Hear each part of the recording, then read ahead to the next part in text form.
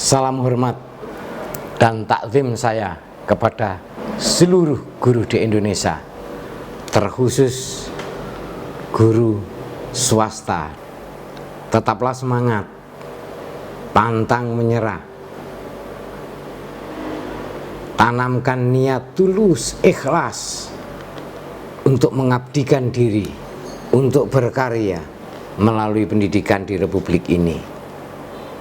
Dengan harapan semoga apa yang dilakukan oleh guru-guru di negeri ini bisa ikut andil untuk mencerdaskan anak bangsa.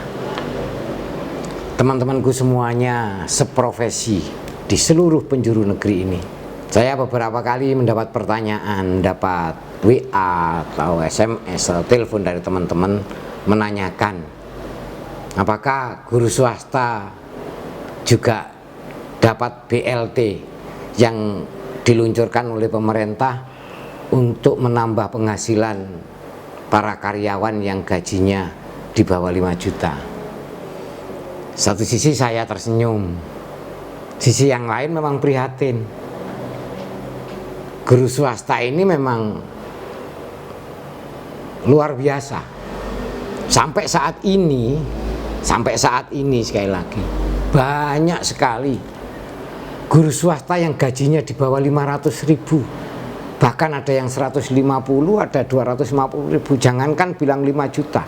Guru swasta itu hampir bisa dikatakan mayoritas gajinya itu jauh di bawah UMK.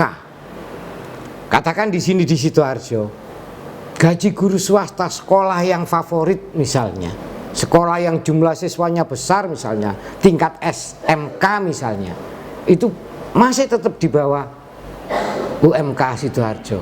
Begitu juga dengan daerah-daerah yang lain. Terlebih lagi kalau kita sudah datang ke pelosok-pelosok, ke daerah-daerah yang jauh dengan perkotaan besar, gajinya sangat memprihatinkan. Saat ini, saat pandemi ini, banyak guru swasta yang tidak bisa menerima gaji. Lembaga penyelenggara sekolah, yayasan tidak mampu menggaji guru. Karena apa? Banyak siswa yang tidak bisa bayar SPP karena orang tuanya ter-PHK dan lain sebagainya. Itu ketika saya mendapat pertanyaan semacam itu dan baca-baca di grup WA semacam itu, ya satu sisi saya tersenyum. Kenapa? Bersyukur, berterima kasih kepada pemerintah, memikirkan kebutuhan rakyatnya, menambah penghasilan karyawan yang gajinya di bawah 5 juta. Tapi sisi yang lain prihatin, bahkan mungkin kalau bisa menangis, karena teman-teman saya yang seprofesi banyak yang gajinya jauh dari itu dan tidak katut, tidak tercantum dalam program ini. Ya, pikiran positif saya sederhana aja, mungkin memang pemerintah itu sudah menganggap kita gajinya layak. Ya mudah-mudahan jadi doa semacam itu. Mungkin gajinya sudah cukup, sudah sejahtera, bisa mencukupi kebutuhan mereka. Ya saya berdoa mudah-mudahan itu menjadi sebuah kenyataan. Namun sebetulnya di saat pandemi semacam ini ya guru swasta itu paling terdampak, paling kena dampaknya. Kebutuhan mereka juga bertambah, apalagi dengan model pembelajaran daring, mereka juga mau tidak mau harus beli alatnya, beli pulsanya. Satu sisi HR atau gaji tiap bulan itu tidak tentu, karena sekali lagi banyak sekolah-sekolah yang tidak mampu menggaji gurunya. Nah, untuk itu tetap kita harus berhusnudzon, berprasangka baik kepada pemerintah, bahwa mungkin satu saatnya nanti, kalau tidak sekarang, pemerintah akan mengalokasikan anggaran khusus untuk guru swasta. Insya Allah mudah-mudahan ini didengar. Kalau kita mengembangkan pikiran positif, bagaimanapun juga pemerintah sudah berbuat kepada rakyatnya. Yang saya khawatirkan justru memang kalau ada pikiran negatif kalau ada sesuatu yang kenapa guru ini tidak mendapatkan BLT itu dari kacamata negatif mungkin. Ya mudah-mudahan tidak ini. Kalau dianggap guru itu bahwa orang Indonesia KW sekian yang gak patek butuh, tidak seberapa perlu untuk diperhatikan. Atau mungkin belum bisa menghargai profesi guru. Atau mungkin sudah menganggap guru itu mampu menangani dirinya sendiri, kebutuhan sendiri. Nah, kalau yang terjadi itu bahwa kenapa kita sebagai guru swasta yang penghasilannya jauh daripada karyawan swasta itu tidak diperhatikan karena memang kita itu dianggap lapisnya bawah, tidak penting. Ya ini yang susah, naudzubillah. Mudah-mudahan tidak semacam itu. Teman-temanku semuanya yang saya banggakan, ada yang mengatakan kepada saya, Pak, guru kan mestinya juga bisa dapat, guru kan mestinya bisa katut program ini kalau guru itu punya BPJS. Karena memang pendataan atau syaratnya dapat bantuan yang 600.000 per bulan itu mereka yang terdaftar di BPJS. Nah ini semestinya yang jawab bukan saya, semestinya saya cuma mengingatkan saja. Tidak banyak, bahkan sangat sedikit lembaga pendidikan atau yayasan swasta yang mampu mengikutkan para gurunya di program BPJS. Jangankan mengikutkan guru-gurunya di program BPJS, gaji guru tiap bulan itu aja bisa saja, sudah alhamdulillah. Ini mudah-mudahan sebagai pengingat kepada mereka-mereka yang di atas sana. Di Undang-Undang Nomor 14 Tahun 2005, tepatnya Undang-Undang Guru dan Dosen, pasal 14A itu menyebutkan guru memperoleh penghasilan di atas kebutuhan hidup minimum. Artinya kalau menurut saya ini ya di atas UMK, kalau menurut saya. Dan jaminan kesejahteraan sosial. Mestinya yang mengikutkan guru-guru ini di seluruh republik ini untuk ikut di BPJS Ketenagakerjaan misalnya, itu mestinya ya pemerintah.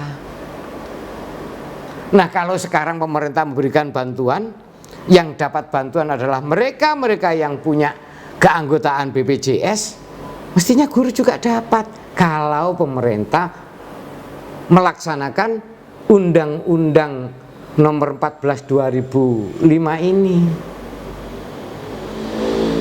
Artinya sekali lagi bahwa momen ini, kesempatan ini ya mudah-mudahan ini sekaligus membuka kita semua, khususnya pengambil kebijakan, bahwa guru swasta, sekali lagi guru swasta ini kehidupannya jauh di bawah standar kebutuhan minimal.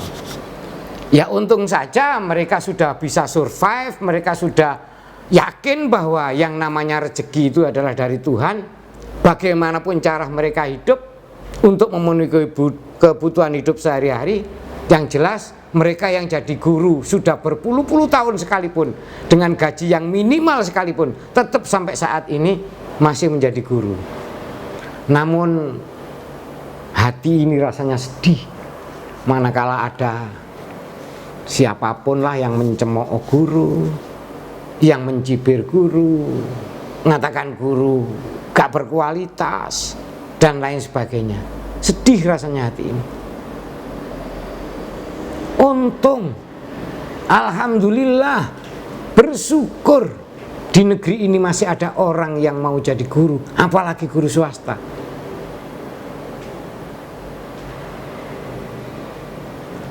Untuk itu jangan patah semangat teman-temanku semuanya. Kita tetap sudah ikrar jadi guru, apapun yang terjadi. Kita tetap harus berupaya, berikhtiar, berusaha, belajar untuk diri kita sendiri dalam rangka menjadi guru ini. Yakinlah bahwa memang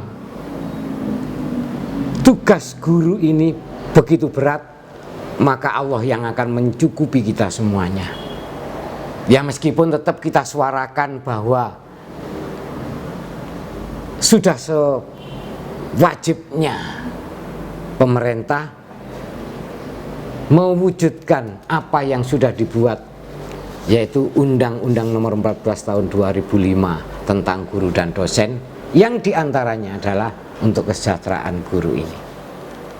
Untuk itu teman-temanku semuanya, izinkanlah ya saya membacakan tulisan saya. Ini tulisan saya untuk menghibur saya sendiri, agar saya tetap betah jadi guru, agar saya tetap bertahan jadi guru, ikhlas jadi guru. Izinkanlah saya membacakan tulisan saya ini. Saya kasih judul Sang Guru. Guru, tugasmu begitu mulia. Engkau adalah pemberdaya. Bahkan ada yang mengatakan engkau adalah manusia setengah dewa. Suri tauladan yang menjadi panutan, tidak hanya bagi siswa, akan tetapi juga bagi orang-orang yang ada di sekelilingnya. Engkau sebagai muara ilmu, tempat curahan hati. Engkau motivator, inisiator, dan inspirator. Engkau selalu berpikir dan berprasangka positif, punya empati yang tinggi, dan selalu optimis. Engkau menjadi perantara penunjuk jalan kebenaran untuk menggapai kesuksesan, keselamatan, dan kebahagiaan hakiki, kebahagiaan dunia sampai akhirat. Guru, engkau adalah sosok yang tidak lagi pantas berpikir untuk dirimu sendiri, apalagi hanya sekedar berpikir cari sesuap nasi. Tidak pantut berpikir akan rasa aman diri sendiri, apalagi butuh untuk dikasihani, atau berharap adanya penghargaan dari siapapun, termasuk dari negeri ini.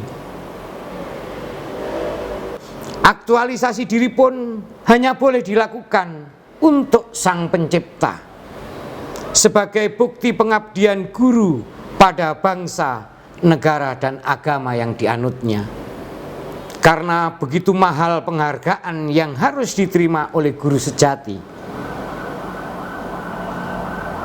negara pun tak akan mampu untuk menghargai guru.